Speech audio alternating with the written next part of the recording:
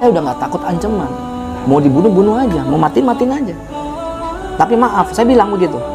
Tapi jika Allah meridhoi kalian yang mati di tangan saya, itu Allah yang meridhoi. Mau bertiga kayak mau berempat, kalau Allah meridhoi kalian yang habis. Tapi kalau Allah meridhoi saya yang mati. Jadi semua itu tergantung Allah. Ya mati sudah.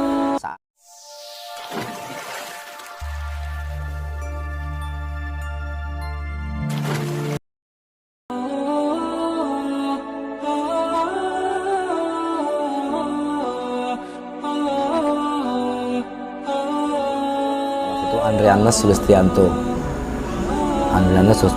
Masih panjang lagi sih, tapi nggak perlu lah sebutin. Nah terus nama Islam saya itu sebenarnya dari viewer ya, cuman saya suka Muhammad Andrianus. Nah saya mualaf itu dari tahun Januari 2020 itu juga berawal itu sebenarnya saya itu sebagai debater dari orang Kristen. Saya ngedebat sama orang Muslim juga. Jadi kepindahan Islam saya juga ke Islam itu bukan karena siapa-siapa, tidak ada yang mendorong, tidak ada yang maksudnya itu yang nyuruh. Benar-benar saya sendiri, dan saya ke ke KUA ya, itu sendiri. Terus akhirnya disaksikan dengan orang-orang yang disediakan di sana gitu. Karena saya memang benar-benar nggak tahu sama siapa gitu. Nah disitulah mulai banyak konflik-konflik yang saya hadapi ya, bukan hanya sekedar konflik sih, tapi ya dari konflik keluarga ya kan, otomatis terus orang-orang sekitar hingga perihal ekonomi. Dan itu realita, itu nggak dibuat-buat, itu realita. Dulunya itu saya itu orang yang bekerja keras, orang yang istilahnya ada lah, istilahnya di dompet tuh selalu ada duit lah, gitu. Nggak pernah kekurangan gitu. Nah bukan berarti saya masuk Islam langsung kekurangan, nggak, cuman kayak kita itu diambil semuanya itu, saya nggak bawa semuanya itu pada saat diam-diam ini saya masuk Islam ini, saya diam-diam ini. Maksudnya tuh istri nggak tahu, mantan istri nggak tahu, semuanya nggak tahu, anak-anak nggak tahu, saya diam-diam gitu. Ya mulai dari situ ketahuan, mulai saya dibenci, mulai saya istilahnya saya pribadi nggak bisa menyalahkan mereka ya kan, karena itu kan sebuah kepercayaan bahwa saya dianggap saya menjual atau apa gitu kan, padahal itu adalah keyakinan saya. Dan mereka nggak percaya karena mereka tahu saya bagaimana, saya begitu rajin di gereja, paling rajin. Nggak mungkin ini pasti kalau nggak dipengaruhi sama orang atau karena perempuan atau karena apa gitu. Makanya di situ saya awal mula bikin YouTube itu. Jadi untuk membuktikan gue masuk Islam itu bukan karena itu loh. Gue masuk Islam itu karena Bible. Jadi saya sebenarnya lagi mau cari cari materi untuk debat gitu. Saya mau cari materi, kadang sama teman saya debatnya. Waktu itu pernah sama ada teman saya, kebetulan dia Muslim taat, namanya Iip ya kan. Waktu itu ada di video saya itu, saya sama Iip ini debat tentang agama hingga sampai saya musuhan. Dan dia akhirnya pas saya mualaf, dia tuh datang ke saya live bareng sama dia. Jadi gejolaknya banyak sekali sih kalau dari kehidupan, ancaman-ancaman mau dibunuh, terus diiniin, difitnah lah segala macam, itu banyak sekali. Tapi saya jalanin aja dengan ini. Dari Protestan atau Katolik? Katolik saya. Itu apakah tergabung di kepemudaan Katoliknya atau apa? Termasuk aktif? Saya termasuk aktif ya kan. Saya boleh dicek itu saya di gereja Santo Yohanes Blok B di Blok M di Kebayoran Baru. Berarti termasuk Kristen yang taat gitu ya? Iya, karena apa ya? Setiap minggu udah pasti gereja, nggak pernah luput, pasti ke gereja. Ya sekali enggak, itu karena mungkin sakit atau karena lagi ada acara. Tapi selalu kalau saya nggak gereja, malamnya itu jam 9 selalu doa novena. Doa novena itu doa rosario, maaf. Waktu itu kan berarti Bang Andre kan bisa dikategorikan orang yang suka mendebat Islam gitu ya? Atau di luar Islam juga? Iya, saya sebagai orang di luar Islam. Nggak, maksudnya mendebat orang Islam gitu ya? Iya. Itu emang maksudnya tantangin gitu? Bukan nantangin, jadi jadi gini, ada yang ngomong nih tentang begini-begini tentang Kristen, saya balas gitu. Waktu itu di Facebook, sama zamannya masih bukan di Facebook, sama di YouTube juga gitu ya, di YouTube juga. Cuman saya nggak pernah mau menyertakan muka saya pada saat itu gitu. Sampai pada titik apa ke Bang Andre itu tahu bahwa sedang mencari di Bible bahwa bisa dibilang apa itu sebagai titik balik, malah justru Bang Andre hidayah akhirnya mulai mencari itu soal Islam. Jadi gini, pada saat saya cari ya, ini ada lu kenapa harus buka perjanjian baru mulu sih, kata gitu. Bukan dong perjanjian lama segala macam begini. Tuh lihat tuh gini. Nah saya coba buka perjanjian lama supaya apa namanya, supaya ini gue bisa deh buat senjata. Nggak taunya tiba-tiba saya buka di Nehemia 8 ayat 6 sampai dengan 7. Ini awal mula. Di situ juga tertera Nehemia 8 ayat 6 sampai dengan 7 bahwa Ezra ya kan melakukan doa itu dengan menyebut Allah Maha Besar. Ya kan, kalau mau buka aja Nehemia 8 ayat 6 sampai 7. Dan ini saya buka ya, saya buka. Jadi biar paham juga teman-teman, masa sih Ndre itu benar-benar buat umat Islam gitu kan. Sebenarnya bukan buat umat Islam, itu sebenarnya sudah diajarkan atau memang sudah patut kita harus jalankan. Itu di perjanjian lama juga sudah ada, ya kan? Kenapa kok umat Kristen tidak melakukan itu? Nah, di sini kan Nehemia 8 ayat 6 sampai 7. Lalu Ezra memuji Tuhan Allah yang Maha Besar, dan semua orang menyambut dengan amin amin sambil mengangkat tangan. Kemudian mereka berlutut dan sujud menyembah kepada Tuhan dengan muka sampai ke tanah. Loh, itu siapa yang melakukan? Ya kan? Kenapa ada di Bible? Dan banyak, nggak hanya ini, banyak saya temukan banyak mengenai wudhu. Ada juga perjanjian lama mengenai melepas alat kasut, sendal pada saat masuk tempat ibadah. Sebenarnya mereka sudah tahu sebenarnya. Tapi mereka tuh selalu berpatokan di perjanjian baru. Tapi kalau saya baca lebih teliti lagi di perjanjian baru, tentang apa? Tentang Yesus. Kita ada berapa nabi? Ada berapa utusan? Kita ada berapa rasul? Ya kan? Tapi kenapa di perjanjian baru itu hanya diinginkan Yesus? Gitu. Oh ya, karena Kristen begini. Oke. Kapan Kristen itu dibentuk? Jadi gini, intinya gini.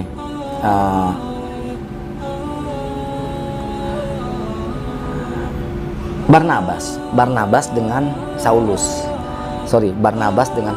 itu pergi ke Antioquia. Nah, itu pertama kali disebut Kristen gitu. Saya baca juga di mana? Di Bible itu sendiri. Itu ada di Perjanjian Baru. Ya kan? Dan sekarang Kristen itu siapa? Yesus itu apa? Dia hidup di mana? Kadang mereka menganggap itu Ndre, lu kalau misalnya lu ngeliat di Nehemia 8 ayat 6 itu adalah tradisi orang-orang Yahudi segala macam. Oke, saya gitu ya. Lu nggak mau ikutin tradisi? Oke. Kalau begitu Natal tradisi siapa?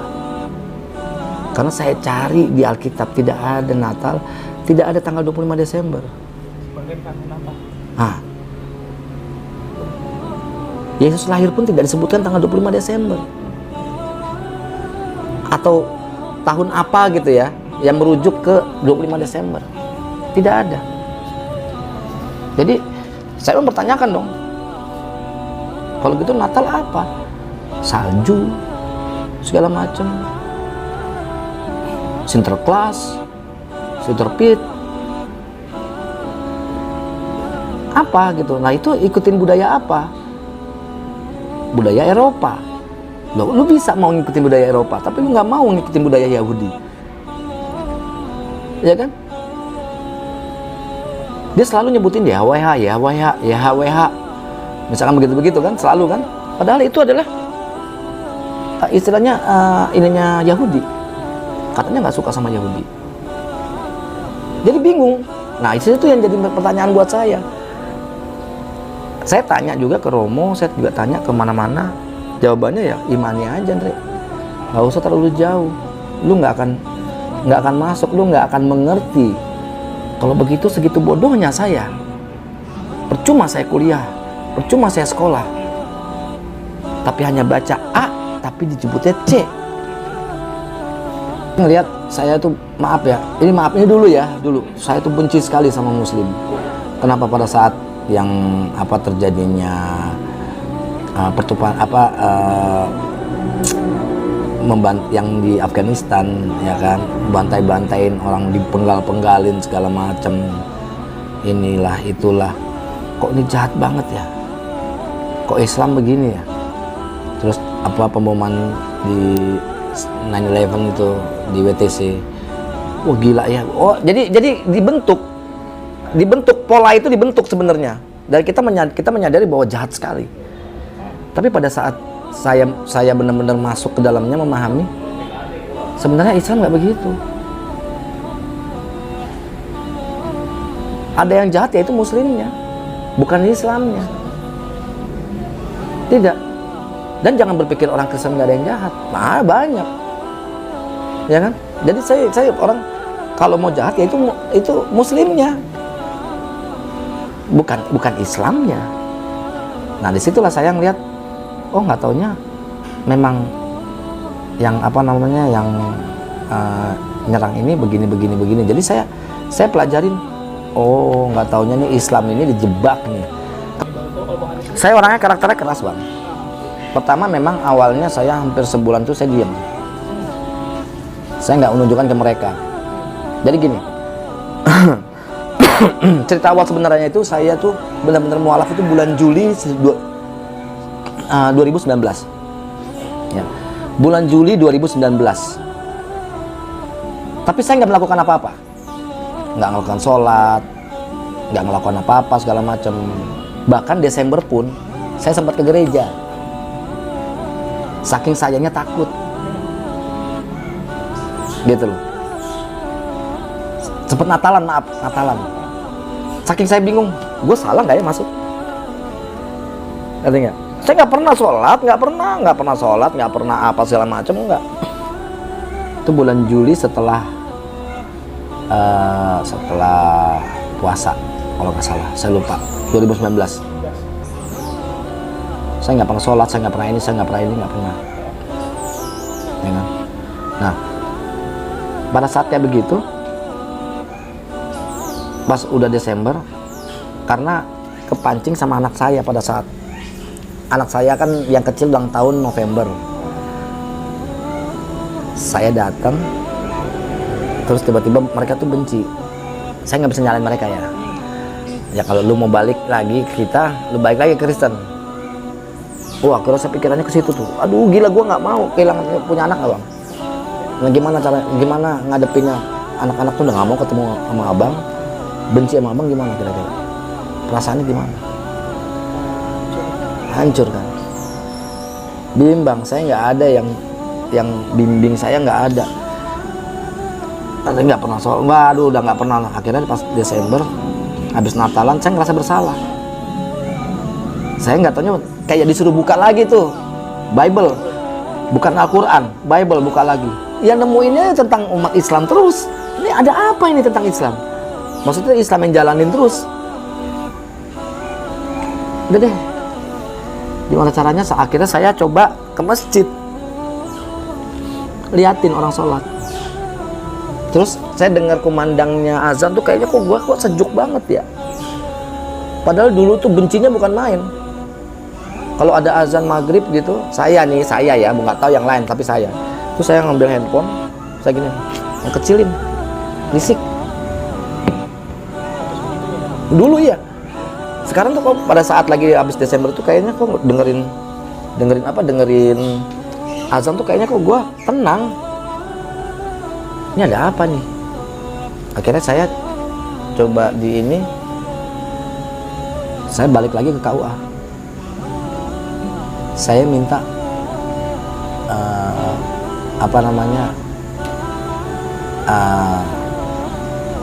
bukan KUA, ke masjid di Cilincing. Saya bilang, saya nggak perlu surat lagi, tapi saya mau syahadat ulang. Syahadat lagi? Iya, karena saya ngerasa kemarin itu bukan syahadat saya tuh. Karena saya nggak melakukan itu dari bulan Juli, Agustus, September, Oktober, November, Desember itu masih bimbang dan hati saya masih ke sana. Tapi pada saat bulan Desember, saya mikir, gila ya, bulan Juni udah Lebaran. Itu ngerasa bersalahnya gimana tau nggak bang? Waduh, kayak bener-bener gila guanya. Akhirnya saya namanya siapa tuh? Ustadznya siapa? Nah, saya mualaf sama dia. Ulang ya? Saya bilang, saya minta syahadat ulang.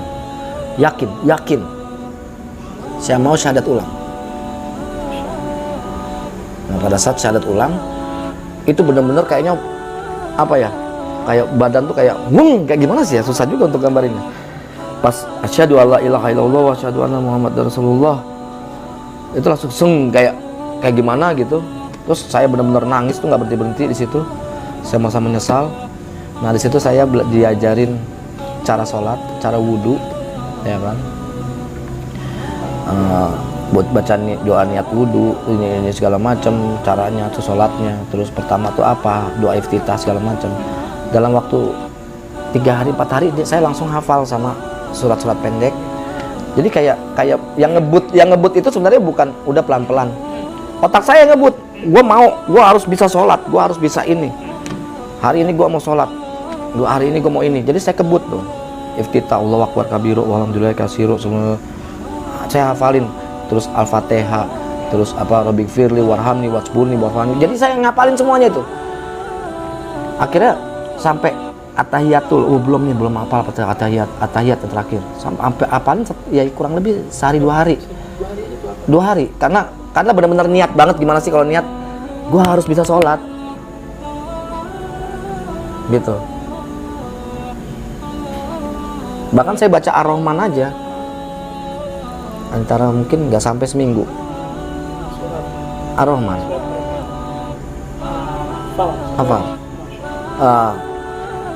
Tadinya sampai habis, sekarang kemarin dicoba cuman sampai 56 ayat. Cuman saya mau ini lagi, sempet hafal semuanya, tapi sekarang kurang lebih 56 ayat, 56 apa 53. Teman-teman yang baru Islam itu ada ya semacam intimidasi atau dari entah itu dari yang agama yang namanya atau dari anggota keluarga sendiri, kalau Bang Andre seperti apa sih ujiannya atau ya, semacam cobaan lah itulah. Ini yang dari awal ya. Dari awal itu saya tuh kan kayak diusir. Saya nggak bawa apa-apa, tidak bawa apa-apa sama sekali. Saya cuma bawa baju 5 helai. Sebenarnya itu kayak pada saat kayak begitu tiba-tiba saya dipecat ya. Adalah hal lain, gara-gara dipecatnya pun itu karena saya Islam. Nah, terus tapi udahlah, pas dipecat saya udah nggak punya apa-apa. Saya terus, lu kalau misalnya keluar dari sini lu gimana biayain anak-anak lu? Lu harus tanggung jawab sama anak-anak. Jadi apapun yang punya saya, yang ada dulu tinggal di apartemen ya, saya nggak bawa sama sekali. Saya cuma bawa baju, ya inilah jual-jualin aja, karena saya juga nggak punya apa-apa. Saya sempat ngekos di daerah eh, apa namanya, kayu putih, ya kan. Nah di situ cuma bisa bayar sebulan, 300.000, 400.000 gitu. Cuma bayar sebulan bisanya. Bulan berikutnya gimana ya gue bisa istirahat?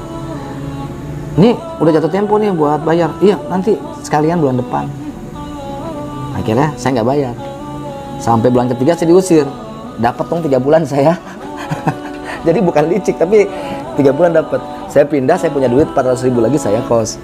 Jadi saya luntang-lantung di situ. Saya jalannya luntang-lantung sampai akhirnya saya pernah jadi kuli pasir untuk supaya bisa,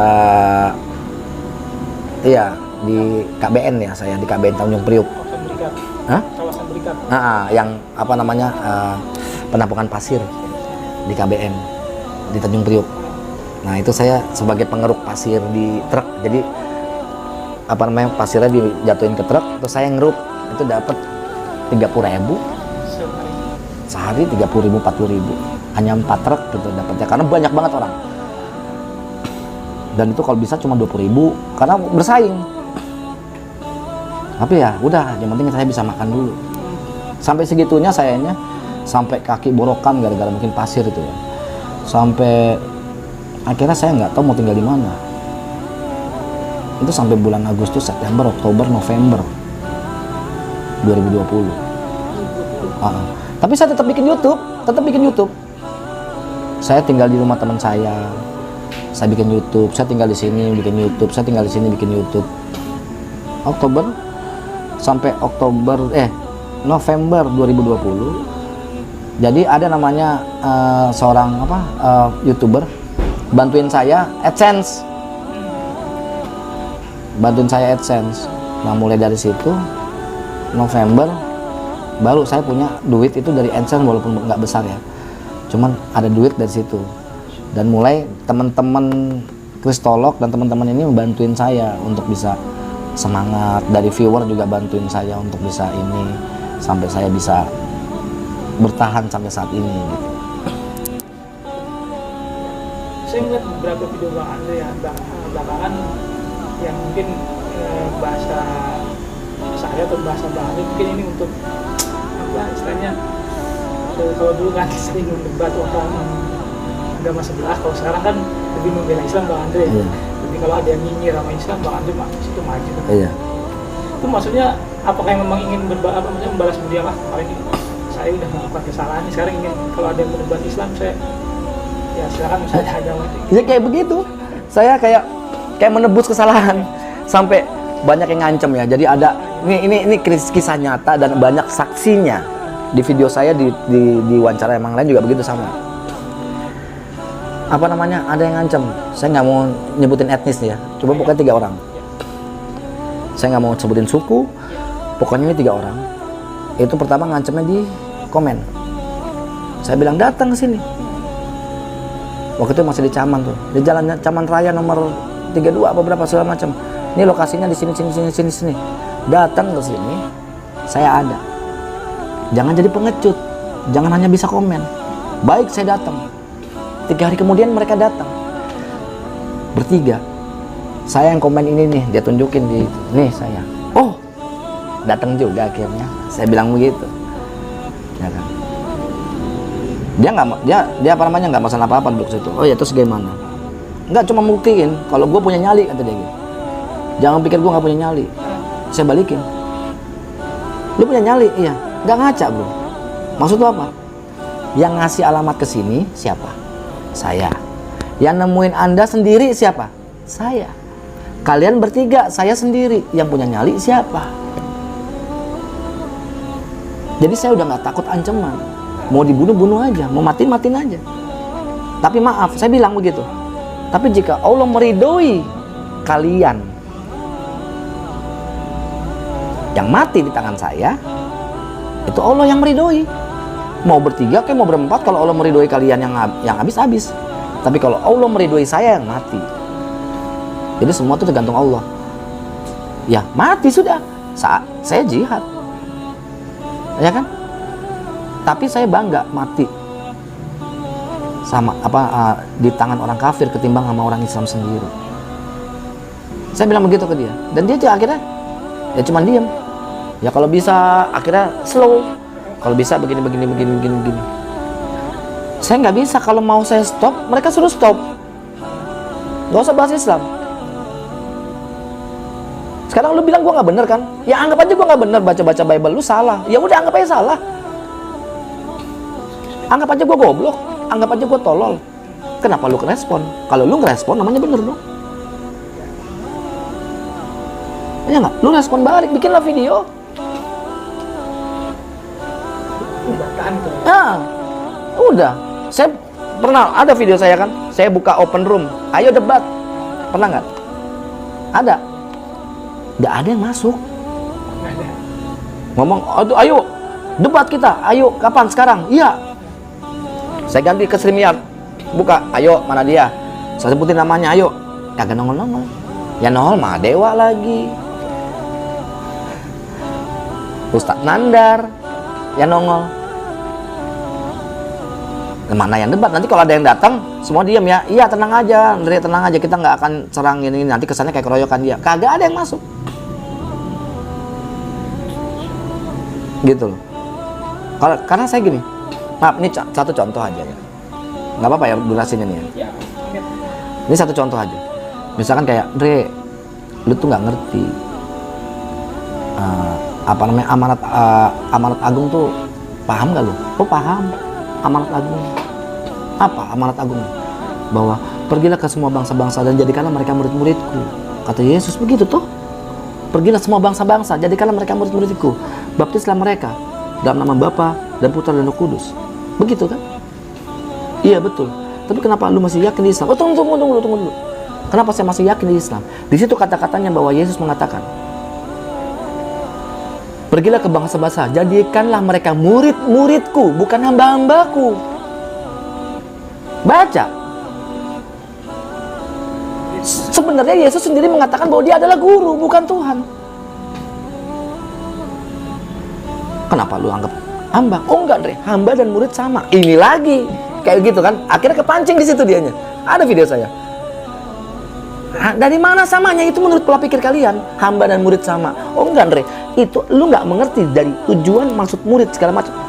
Udahlah, kalau begitu sekarang guru-guru segala macam adalah Tuhan, kalau murid itu adalah hamba. Kita logika aja, kita main. Yohanes 1 ayat 1, ya kan? Pada mulanya adalah firman, firman itu bersama-sama dengan Allah. Yohanes 1 ayat 14, firman itu menjadi manusia. Oh benar, saya bilang. Bingung mereka, loh kok benar, Andre? Benar itu.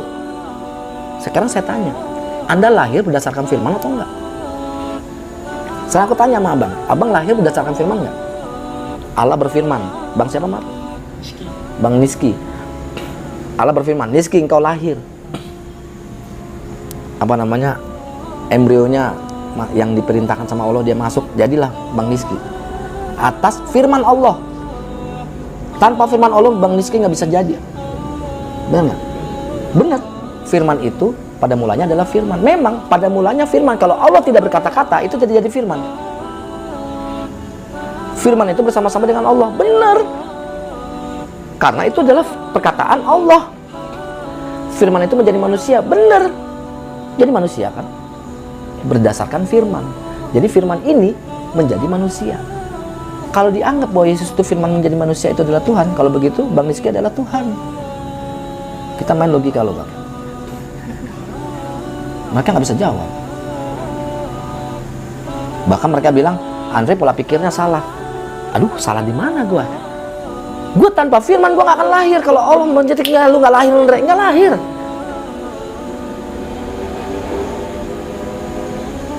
Gitu loh. Jadi saya bukan membahas Yohanes 1 ayat 1, saya nggak perlu buka ayat apapun. Saya pakai logika. Dre, Alkitab nggak bisa dibawa dengan logika. Kalau begitu, Alkitab itu apa? Logika dari perkataan yang ada di Bible itu sendiri. Matius 15 ayat 24, bahwa Yesus mengatakan, aku diutus untuk bangsa-bangsa Israel, untuk domba-domba yang hilang, bagi bangsa-bangsa Bani Israel. Yesus sendiri mengatakan, aku diutus Karena kalau diutus ada yang mengutus. Bukan, dia mengatakan dirinya sendiri begini-begini. Aduh, astaga. Bahwa Maria itu dikasih firman segala macam, dikasih roh segala macam gitu. Iya, tapi apa? Tetap lahirnya dari maaf, dari apa namanya, kemaluannya si Maria. Darahnya Maria mengalir di darahnya Yesus. Yesus bukan keturunan Adam. Bagaimana ceritanya kalau Yesus bukan keturunan Adam? Bahwa Maria keturunan Adam tidak? Keturunan. Tapi apa? Kalau begitu kan Yesus darahnya darah Maria. Ada turunan nggak? Turunan Adam? Ya ada. Terus hebat juga ya, sang pencipta dilahirkan oleh yang dicipta. Sewot mereka. Kalau lu gua nggak mau kayak begitu, ya mereka stop, nggak usah ngomong.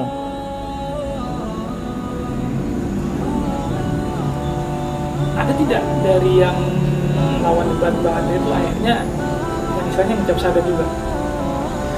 Ya satu dua ada nggak? Ada, tapi ada satu orang ada dari Flores. Ya. Ini dia berkali-kali dia ngomong sama saya, jangan sebutin nama, tak masalah dia masih ada rasa khawatir. Ya. Dia dari Flores. Nah, dia debat sampai dia telepon, tolong syahadatkan saya nggak bisa. Udah lama. Dan saya juga nggak tahu nomornya. Tapi dia benar-benar pas akhirnya saya coba menghubungi, namanya Ari Wibisono. Itu orang Mualaf Center. Katanya ayo kapan. Loh, saya orangnya siap ini. Nggak taunya nggak dapat kabar.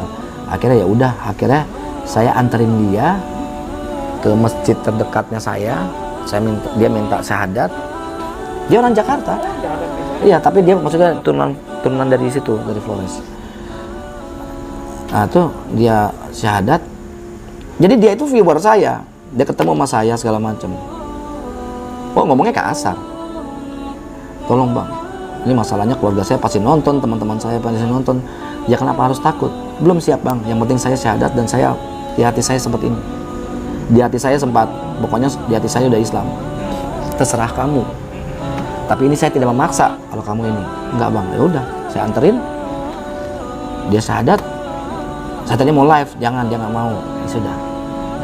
Kalau nggak percaya tanya Ari Wibisono, itu Mualaf Center. Saya pernah telepon dia untuk orang yang mau syahadat. Dengan mantan istri dan anak-anak ini memang. Dulu sempat, kejar-kejaran. Dulu sempat nggak bisa ketemu. Dulu sempat ini. Nah, ini ada satu cerita ini lucu. Bukan lucu sebenarnya. Gila, ini mah nggak apa namanya, tidak di luar nalar lah. Pada saat saya misalkan hari ini nih, maghrib saya sholat. Maghrib ya Allah, saya kangen betul sama anak saya. Saya nggak tahu harus berbuat apa. Izinkan sekali aja untuk memeluk anak saya, nggak tahu bagaimana caranya. Saya nggak tahu. Hanya Engkau yang bisa membolak-balikan hati supaya saya bisa memeluk. Itu anak saya lagi benci-bencinya saya banget. Nggak mau ketemu saya, manggilnya saya pun Dre. Usia berapa? SMA kelas 1. Itu satu baru. Iya, ada dua, yang tahu mah kecil. Dan manggilan Dre gitu kan. Dia nggak mungkin maafin saya. Ya saya mohon. Ya, kalau jika Engkau izinkan saya bisa memeluk sekali aja mereka berdua. Cuma minta itu doang, saya nggak minta apa-apa. Lusanya anak saya telepon, minta alamat kafe. Datang, langsung meluk saya. Gimana menurut Abang? 2 hari setelah saya sholat. Hal yang nggak mungkin. Sampai saya meluk, kamu kenapa? Nggak tahu. Bawaannya kok kenapa 2 hari yang lalu di benak aku kok ayah, kangen sama ayah. 2 hari yang lalu kak, iya. Jadi pada saat saya sholat, jadi gitu loh. Ini nggak masuk akal. Tapi dia itu kayak kok mikirinnya ayah. Ulang, aku mau ketemu ayah.